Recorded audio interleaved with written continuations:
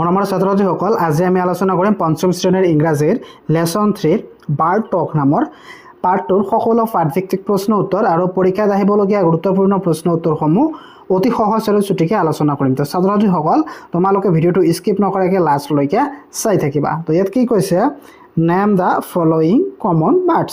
তো এই চৰাইবিলাকৰ তোমালোকৰ নাম ক'ব দিছে।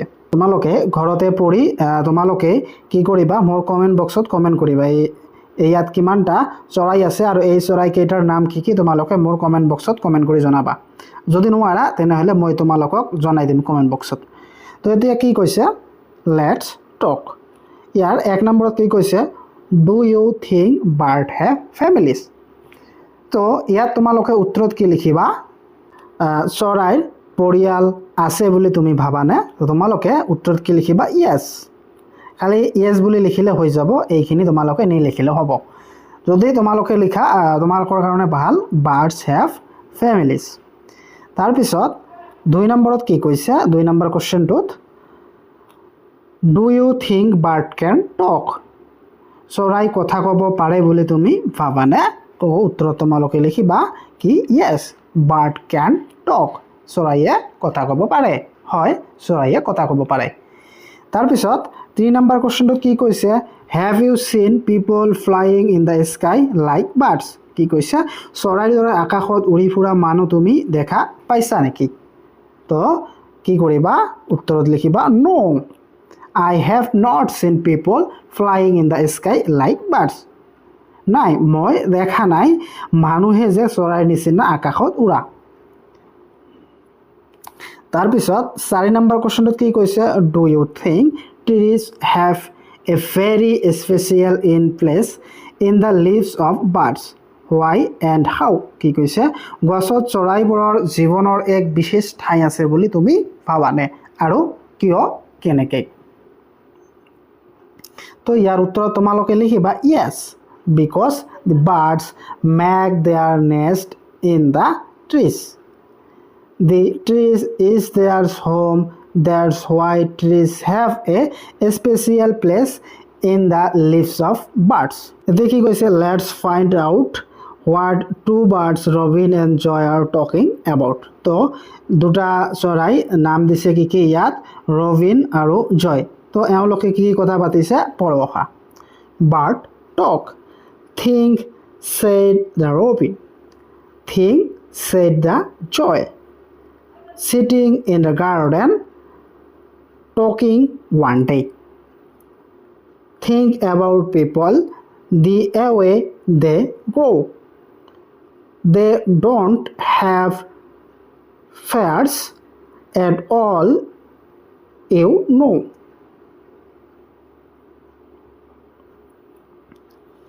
They don't eat beetles. They don't grow wings. They don't like sitting on wires and things. Think said the robin, think said the joy. Are not people funny to be that way? তো এতিয়া এক্টিভিটিছৰ প্ৰশ্ন উত্তৰখিনি আমি আলোচনা কৰিম, যিবিলাক তোমাৰ পৰীক্ষাত আহি থাকে। তো এইখিনি তোমালোকে মনোযোগেৰে চাবা। তো ইয়াত কি কৈছে, 1 নম্বৰত let's see how much we have understood. এতিয়া চাওঁ আমি কিমান বুজি পালোঁ। তো ইয়াৰ কি কৈছে, write the rhyming words from the poem for the ones given below'. তো ইয়াত কি কৈছে, জুৰীয়া শব্দবিলাক তোমালোকক লিখিব কৈছে। জুৰীয়া শব্দ মানে কি, ৰাইমিং ৱাৰ্ডছ মানে কি, জুৰীয়া। ইয়াৰ কি কৈছে, চিংক। তো চিংকৰ জুৰীয়া শব্দ বা ৰাইমিং শব্দ কি হ'ব, থিংছ, THINGS, থিংছ। ঠিক তেনেদৰে ক্ৰ'ৰ হ'ব কি, গ্ৰ', চুইংছ, উইংছ, হানি, ফানি। তো তোমালোকে এইবিলাক তোমালোকে লিখিবা, মই তোমালোকক দি আছোঁ। তো এনেদৰে তোমালোকে লিখিবা, চিংক, থিংক, ক্ৰ', গ্ৰ', চুইং, উইংছ, হানি, ফানি।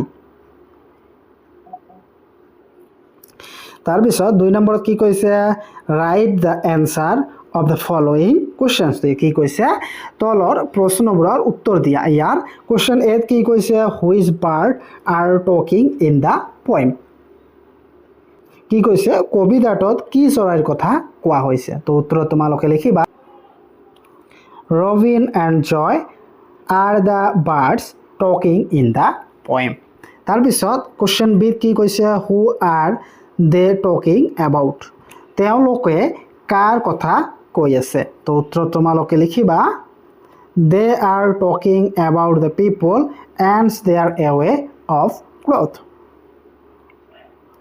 তাৰ পিছত question C কি কৈছে they do not have feathers at all who are they here সিহঁত মুঠতে একেবাৰে পাখি না থাকে ইয়াত সিহঁত কোন তো উত্তৰ তোমালোকে লিখিবা they refers here to the people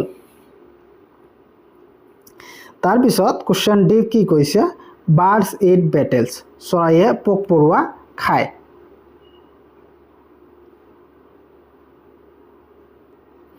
they grow wings they like sitting on wires and things who are they here তো ইয়াৰ কি কৈছে সিহঁত তাৰৰ ওপৰত বহি আৰু বস্তুৰ ওপৰত বহি ভাল পায় ইয়াত সিহঁত কোন তো ইয়াত সিহঁত কাক বুজাইছে তো উত্তৰত লিখিবা they here reference to the bird ইয়াত বাৰ্ডক বুজাইছে তাৰ পিছত ইট কি কৈছে why according to Robin and Joy are people funny Robin আৰু জেৰ জয় মতে কিয় মানুহবোৰ হাস্যকৰ হয় তো উত্তৰ তোমালোকে লিখিবা according to Robin and Joy people are funny because people don't grow up like the birds or people are not like the birds তো 3 নম্বৰত কি কৈছে read the statement and arrange them sequence to make the summary of people তো কি কথাবিলাক তোমালোকক পঢ়িব দিছে আৰু পুনৰ তোমালোকক সজাই পিনে লিখিব দিছে তো তোমালোকে এইবিলাক পঢ়িব লাগিব আৰু পুনৰ সজাই পিনে লিখিব লাগিব এৰেঞ্জ কৰিব লাগিব এত কি কৈছে people don't eat beetles they don't have wings either B the Robin and Joy thought people are funny to be like that see one day the Robin and the Joy were sitting and talking in the garden তাৰপিছত D কি কৈছে they were talking about people and that they don't have feathers তো ইয়াৰ উত্তৰ তোমালোকে লিখিবা তো উত্তৰত লিখিবা Robin and Joy are sitting and talking about people they think that people are funny because people don't have feathers like them they don't eat beetles like them and they don't have wings like them that's why Robin and Joy thought people were funny to be like that 4 নম্বৰত কি কৈছে let's read the discussions তো এই discussion বিলাক তোমালোকক পঢ়িব দিছে Arun do you know Bina in ancient time birds used to carry letters then the postman came he used to go from door to door to deliver letters Bina yes they used to take so much paid and give us letters but see how the days have changed Arun yes it is true now we have so many modes of communications Bina yes the computer is the most wonderful discovery of modern times 5 নম্বৰত কি কৈছে let's read few words related to computer তো কম্পিউটাৰৰ related তোমালোকক কিছুমান শব্দ দিছে কম্পিউটাৰত কি কি থাকে তো এই শব্দবিলাক তোমালোকক জানিব লাগে বা কম্পিউটাৰ দি কি কি কাম কৰা হয় বা কি কি থাকে তোমালোকক এই শব্দবিলাক পঢ়িব দিছে কম্পিউটাৰ কি কি থাকে internet keyboard printer speaker music games mouse typing email তাৰপিছত 6 নম্বৰত কি কৈছে লেটছ ৰিড এইবিলাক পঢ়িব দিছে তোমালোকক এ keyboard is to type a printer is to print a speaker is to sound a mouse is to click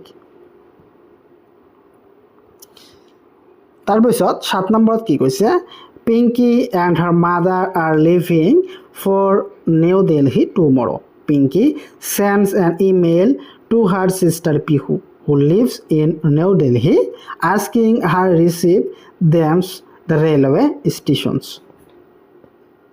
তো এটা ইমেইল লিখিছে ইমেইল কি তোমালোকে তো জানা মোবাইলৰ জিমেইল দি তোমালোকে SMS পঠিয়াব পাৰা যিকোনো ফটো ভিডিও শেয়াৰ কৰিব পাৰা ইনক্ৰিপ্ট টু ইনক্ৰিপ্ট মানে কোনেও নেদেখাকে তোমালোকে এনেকে কেনেকে মেছেজ সেন্ড কৰিব লাগে তো তোমালোকে কাক মেছেজটো জিমেইলত বা ইমেইলত মেছেজ সেন্ড কৰিবা তাৰ ইমেইল নাম্বাৰটো ইয়াত দিবা সাবজেক্টটো ইয়াত দিবা আৰু এনেকে লিখি ইয়াত সেন্ড মাৰি দিলে তোমালোকৰ ইমেইলটো সেন্ড হৈ যাব তো এইবিলাক তোমালোকে জানা আজিকালি তোমালোকে সব পাৰা তো create an imaginary email address by writing your name on the space below তো তোমালোকৰ নিজৰ এটা জিমেইল তোমালোকক বা ইমেইল বনাই ল'ব কৈছে তো তোমালোকে নিজে বনাই ল'বা ধৰা তোমালোকৰ নাম দি এটা ইমেইল বনাবা তো তোমালোকৰ নাম কি ৰাহুল